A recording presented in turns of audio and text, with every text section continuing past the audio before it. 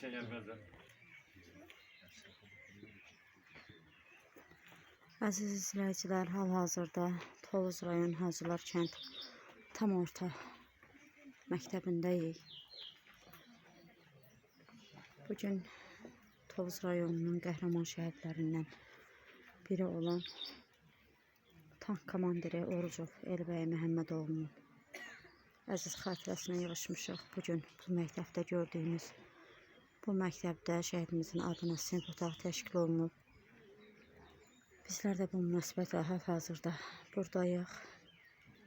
Hər zaman çalışırıq ki, Tovuz turan şəhid ailələri birliyi olaraq şəhidlərimizin ziyarətində olaq, şəhid ailələrinin yanında olaq. Bugün də özümüzə borc bildik burada olmağa.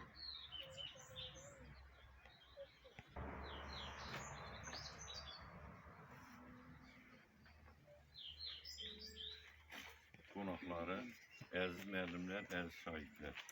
Bugün şəhidimiz, unudulmaz şəhidimiz Orucov Elbəy Məhəmmədoğlu'nun əziz xatirəsini yad etmək üçün toplaşmışıq.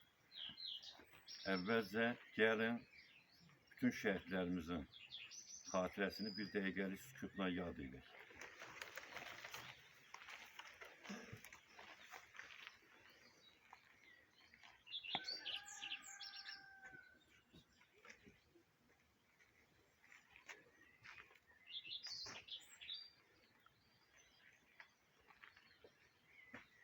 Bütün şəhidlərimizə Allah rəhmət eləsin. Allah rəhmət eləsin. Şəhidlik elə bir addır ki, ondan yüksək ad tanımırıq. Onların adı vətənlə bir yerdə çəkilir. Onlar öz həyatlarını, vətənin azadlığı, torpaqlarımızın bütövlüyü uğrunda qurban verdilər. Onların əziz xatirəsi daim bizlə yaşayacaq. Xalqımız qədir bilən xalqdır. Hər yerdə, həmişə şəhidlərin adı uzaq tutulur, onlar anılır, onların ailəsinə, övladlarına, valideynlərinə böyük ehtiram göstərilir. O cümlədən bizim məktəbimizdə də bütün şəhidlərin adı uzaq tutulur, onlar daim il boyu müxtəlif tədbirlərdə, dərs saatlarında onların qəhrəmanlıqlarından bəhs edilir. Şahidlərimizin şəhidlər ruhunda, şəhidlər kimi vətəni sevmək ruhunda tərbiyə eləməyə çalışırıq. Bilirik ki, xalqımız nə qədər var, dünyada nə qədər əbədi yaşayacaq, şəhidlərimizin də ruhu xalqımızın qəlbində daim yer tutacaqdır. İndi unudulmaz şəhidimiz Orucov Elbəy Məhəmmədoğlu'nun həyat fəaliyyəti haqqında çıxış eləmək üçün sözü məktəbin təşkilatçı müavini Əsgərov Azər Əsgəroğlu'na verir.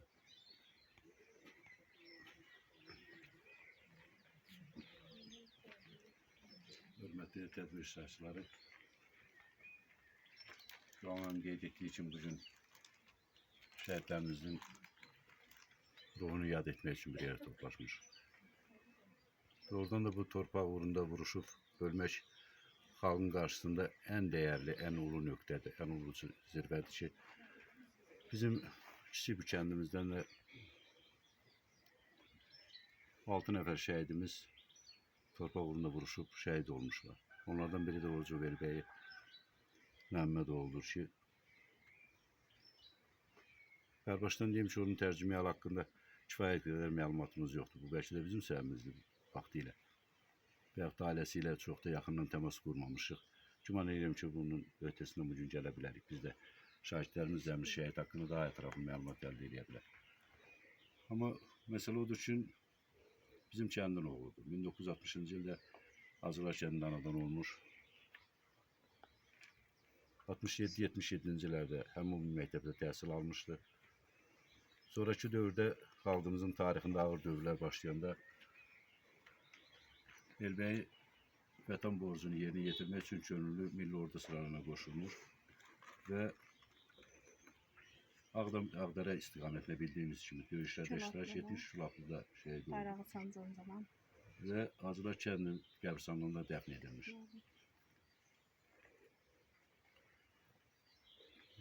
Məktəbin direktoru qeyd etdiyi kimi, biz gündəlik işimizdə şəhidlərin hər birini, hansı kənddə, hansı rayondan olmasına asılı onları hər birini daim ehtiramla xatırlayırıq. Şəhidlərimizə onları barəsində kifayət qədər, mümkün qədər məlumat verməyə çalışırıq. Və bir şey əlavə etmək istərdim ki, bu şəhidlər 1-ci Qarabağ müharibəsinin şəhidlərindən birinin xatirəsini qeyd edirik. Çox ağırlı hal idi ki, həmin gördü şəhidlər həlak olmuşdular, amma torpaqların işğal altındaydı. Amma çox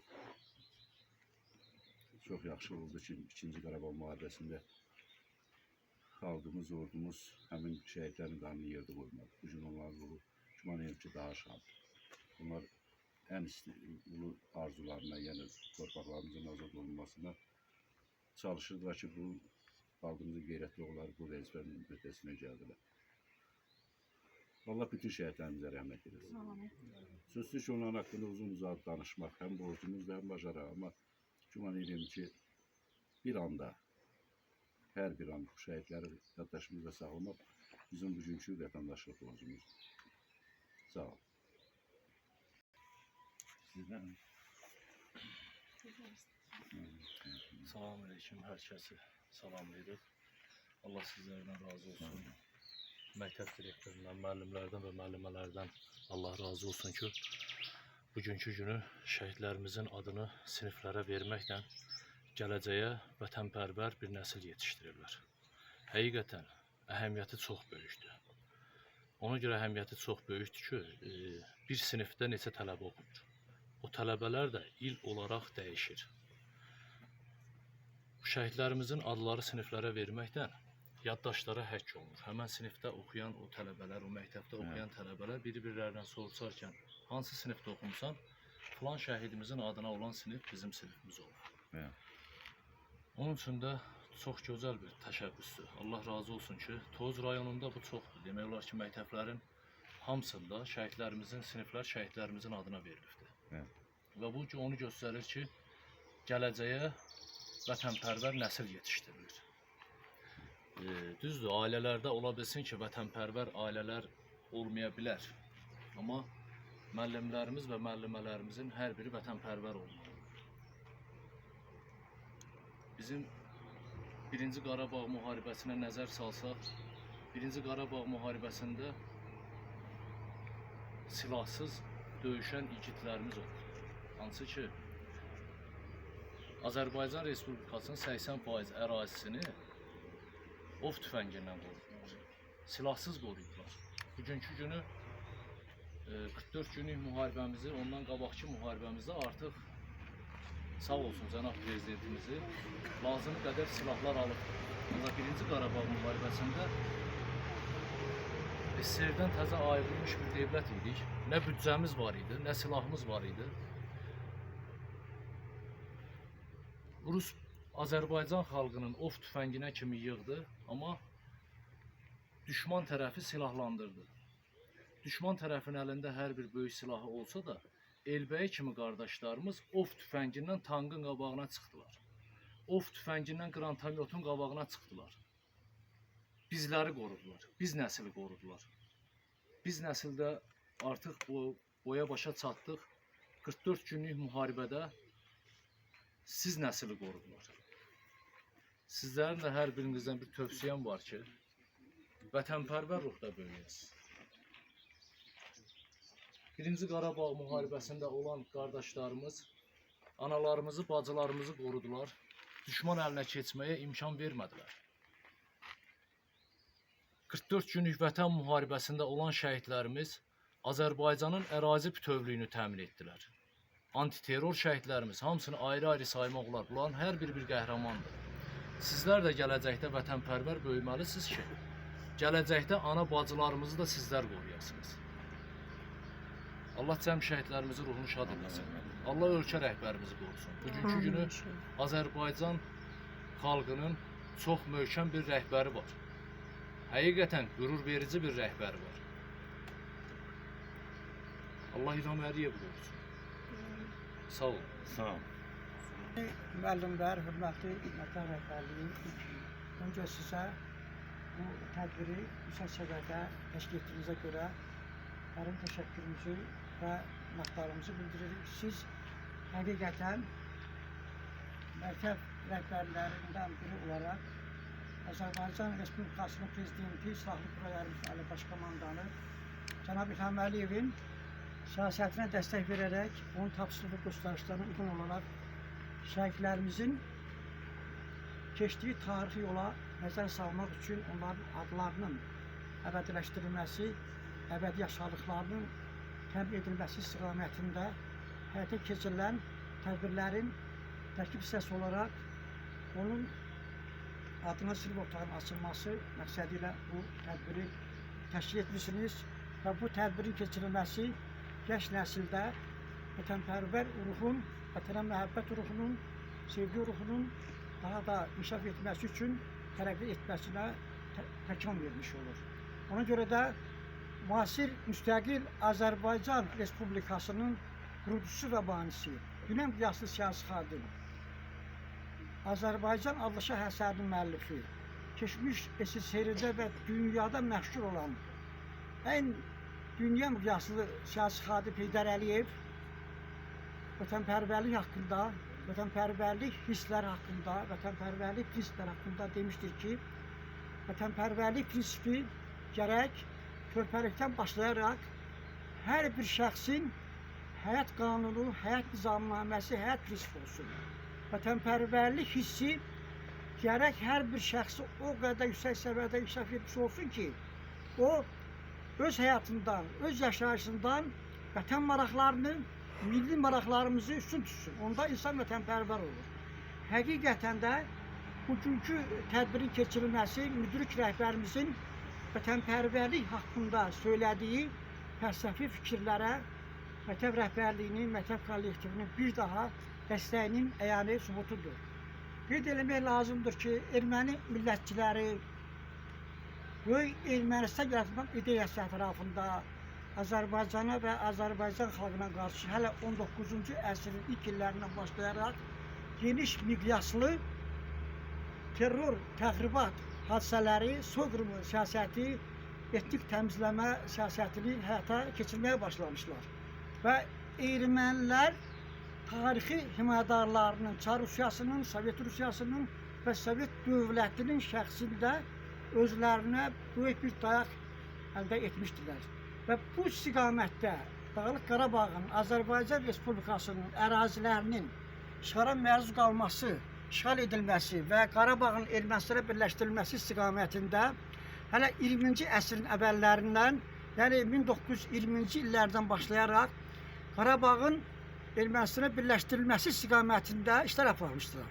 Və belə olan halda onlar bu niyyətlərinə nail ola bilmədiklərinə görə Dağlıq Qarabağa muxtariyyət verilməsinə nail olmuşdur. Yəni 1923-cü ildə. Və müdrik rəhbərimiz bu qərarın qəbul edilməsi barəsində danışaraq qeyd etmişdir ki, Dağlıq Qarabağa muxtariyyətin verilməsi Azərbaycan Respublikasının daxilinə qoyulmuş bir bomba idi. Bu bomba nə vaxtsa partlamalı idi. Və bu partlayış Sovet İttifaqının dağılması prosesində özünü açıq şəkildə bürüzə verməyə başlamışdır. Yəni, ermənilər Azərbaycana qarşı son 200 illik tarixdə çox böyük siyasi xətt həyata keçirmişlər ki, Azərbaycan torpaqları hesabına erməni millətçilərinin, erməni tarixçilərinin uydurduğu, yəni Pyotrun adıyla bağladıqları böyük Ermənistan yaratmaq məsələsini həyata keçirmək istiqamətində bir sıra tədbirləri həyata keçirmişlər. Yəni, hələ 1813-cü ildən Rus-İran müharibəsi zamanı, sonra Ədəmlə sülh müqaviləsinin bağlanması və digər məsələlər baş verdikdən sonra 1813-cü ildə Azərbaycan və onun ərazisi, xalqı ikiyə parçalanmışdır. Və bu zaman Qafqaz ərazisinə 40 min nəfərdən çox ermənilər məskunlaşdırılmışdır. Sonra Ədəmlə sülh müqaviləsindən sonra Türkiyə ərazisindən ermənilər məskunlaşdır və məskunlaşma siyasəti 20-ci əsrin əvvəllərinə qədər davam etmişdir və sonradan isə bunlar Azərbaycanlılara qarşı etnik təmizləmə siyasətini həyata keçirmişlər ki, burada Ermənistan Respublikası üçün yaradılması üçün zəmin yaratsınlar. Və qeyd eləmək lazımdır ki, 1-ci Qarabağ müharibəsinin baş vermə səbəbləri haqqında danışarkən ən əsas onu qeyd eləmək lazımdır ki, ermənilərin Azərbaycan Respublikasının əzəli və qədim torpağı olan Qarabağı işğal etmək, Ermənistanı birləşdirmək istiqamətində həyata keçirdikləri tədbirlərin davamı olaraq 1987-ci ildə SSR rəhbərliyində olan müasir Azərbaycan dövlətinin qurucusu banisi Dünən Qiyaslı siyasi xadim Heydər Əliyevin vəzifədən kənarlaşdırılması istiqamətində Qarbaçovun dəstəyindən istifadə edərək bir sıra məqsədyönlü tədbirlər həyata keçirmişdir. Yəni ki, Heydər Əliyev, müasir Azərbaycan dövlətinin qurucusu, müdrik rəhbərimiz hələ 1965-ci, 87-ci ilə qədərki dövrdə hələ Dövlət Təhlükəsizlik Komitəsinin sədr müavini vəzifəsində işlədiyi illərdə ermənilərin Azərbaycan torpaqları hesabına böyük Ermənistan yaratmaq ideyasının reallaşmasının qarşısını kəsirdi. Ona görə də 1987-ci ildə, hələ 85-ci ildə Qarbaçovun hakimiyyətə gəlişindən sonra Heydər Əliyevin zərərsizləşdirilməsi istiqamətində bir sıra tədbirlər həyata keçirdilər. Bu tədbirlərin davamı olaraq ermənilər Qarabağın işğal edilməsini həyata keçirmək üçün bir sıra tədbirlər həyata keçirdiyi halda Azərbaycana elə bir rəhbər şəxsləri vəzifə gətirdilər ki, onlar da ermənilərə dəstək tutsunlar, ermənilərin planlarının həyata keçirilməsi istiqamətində işlər həyata keçirsinlər. Və bu məqsədlə də Azərbaycanda Heydər Əliyevin 70-80-ci illər fəaliyyəti erməni müstəmləkələr tərəfindən ruhlanılması həyata keçirilirdi.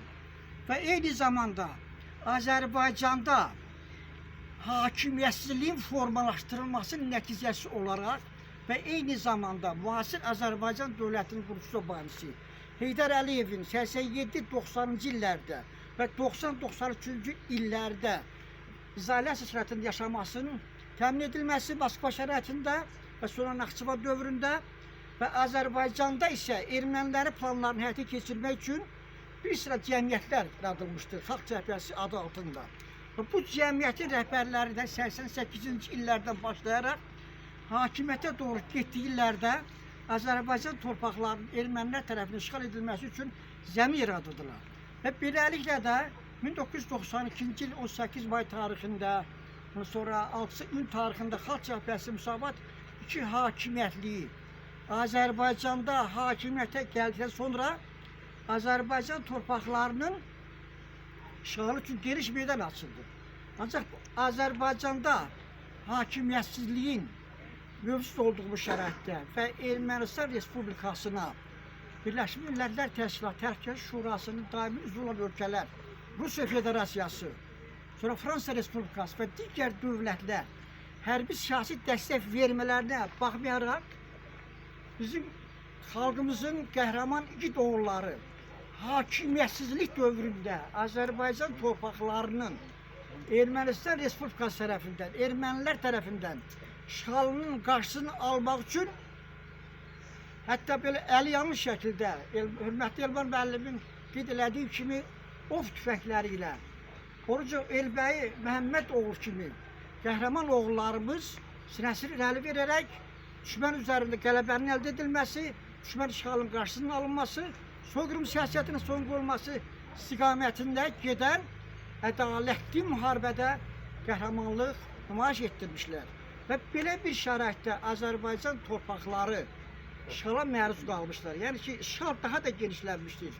Və dünya ölkələri də Ermənistanın silahlı qüvvələrinin Azərbaycan ərazilərindən çıxarılmasını, qaçqınlarımızın, köçkünlərimizin öz dədə-baba torpaqlarına qaytarılması istiqamətində heç bir əməli addımlar atmamasına baxmayaraq, belə bir oğullarımız vətənimizin torpaqlarının işğaldan azad edilməsi istiqamətində işlər aparmışlar və bu müharibədən sonraki illərdə dünya ölkələri, Birləşmiş Millətlər Təşkilatının Təhlükəsizlik Şurası Azərbaycan torpaqlarının işğala məruz qalması haqqında 4 qətnamə qəbul etmişdir. Yəni ki, 2 aprel tarixdə 822 sayılı 29 iyul tarixdə 850 sayılı və 14 oktyabr tarixdə 874, 14 noyabr tarixdə 884 saylı qətnamələr qəbul edilməsinə baxmayaraq, dünya ölkələri Birləşmiş Millətlər Təşkilatı nizamnaməsinin 39-cu maddəsinin tələblərinə uyğun olaraq işğalçı, təcavüzkar Ermənistan Respublikasını Birləşmiş Millətlər Təşkilatının Baş Assambleyasının qəbul etdiyi qətnamələrə uyğun olaraq, yəni 2330 sayılı, 3314 sayılı qətnamələrin tələblərinə uyğun olaraq və 8 maddədən ibarət olan həmin maddələrin tərkibləri Ermənistan Respublikasının törətdiyi beynəlxalq cinayəti, hərbi cinayəti təsdiq etməsinə, sübut etməsinə baxmayaraq, Ermənistan Respublikasını beynəlxalq ictimaiyyətin iradəsinə tabi etmək üçün hərbi cinayət törətmiş ölkə olaraq tanınması istiqamətində heç bir əməli addımlar atmamışlar. Ona görə də ermənilər Birləşmiş Millətlər Təşkilatı Təhlükəsizlik Şurasının daimi üzv olan ölkələr tərəfindən dünyada sülhə, təhlükəsizliyə xidmət etməli olan ölkələr tərəfindən qızışdırılaraq, silahlandırılaraq və siyasi dəstək alaraq Azərbaycan torpaqlarının daha da geniş miqyasda işğala məruz qalması üçün geniş əməliyyatlara başladığı bu sərhəddə müasir Azərbaycan dövlətinin qurucusu banisi Azərbaycanın 20 illik tarixini, Azərbaycanın qeyrətli oğullarının qəhrəmanlığı sayəsində Azərbaycan Respublikasına qarşı Ermənistan Respublikasının 200 illik tarixi əhatə edən və onun davamı olaraq 30 illik dövrü əhatə edən erməni işğalına, soyqırımına, sonra təcavüzünə, etik təmizləmə siyasətinə, deportasiya siyasətinə son qoymaq üçün Azərbaycan Respublikası Konstitusiyasının 131-ci maddəsinin Birləşmiş Millətlər Təşkilatı nizamnaməsinin 51-ci maddəsi tərəflərinə uyğun olaraq Azərbaycan Respublikasının ərazilərinin düşmən işğalından azad etmək, Azərbaycan Respublikasının ərazi bütövlüyünü təmin etmək, suverenliyi təmin etmək, separatizmə, terrora son qoyma məqsədi ilə əks hücum əməliyyatları aparılmışdır və bizim qəhrəman igid oğullarımızın, Elbəyi Məmmədoğlu kimi qəhrəmanlarımızın ruhlarını daha da şad etmişlər, onların başladığı yolu çox böyük, yüksək səviyyədə həyata keçirmişlər. Allah cəmi şəhidlərimizə rəhmət eləsin, Allah xalqımızı qorusun, Allah ordumuzu qorusun, Allah Azərbaycan Respublikasının prezidenti, silahlı qüvvələrimizin Ali Baş Komandanı, müasir Azərbaycan Respublikasının 20 illik tarixini qurub yaratmış, Azərbaycanın ərazi bütövlüyünü, suverenliyini son 20 ildə həyata keçirdiyi uğurlu məqsəd yolunu düşünmüş daxil və xarici siyasətinin məntiqi nəticəsi olaraq və bu siyasətə Azərbaycan xalqının, dünya Azərbaycanlılarını, Türk dünyasının, tərəqqipərvər bəşəriyyətin və bu cür qəhrəman igid oğullarımızın verdiyi dəstəyin nəticəsi olaraq tök bir Azərbaycan yaratılmış, 21-ci əsr Azərbaycanını dünyaya təqdim etmiş və dünyada heç vaxt mövcud olmamış yeni bir Azərbaycan yaratmış. Azərbaycan xalqının qəhrəman oğlu, milli qəhrəmanımız, xalqımızın lideri, dünyanın lideri, dünyanı idarə etmə qabiliyyətinə malik olan Cənab İlham Əliyev qursun. Amin inşallah. Şəhidimizin həyat yoldaşı Orzova Dilşada deyir. Hələ ki, hər birinizi bu tədbirdə görməklə xoşdur mənə. Çünki nə qədər ağır olsa da qürurluyam. Bir şəhid xanımı kimi vətənə iki evlat yetişdirmişəm. Bütün Allah cəmi şəhidlərimizə rəhmət eləsin. Mən Elbəyinin sayəsində ayın 9-u Ağdərə yoldaşım şəhid olan Culaqlı kəndinə getdim. Böyük bir tədbirdə iştirak elədim. Orada o tədbiri hər kəsin əməyi var.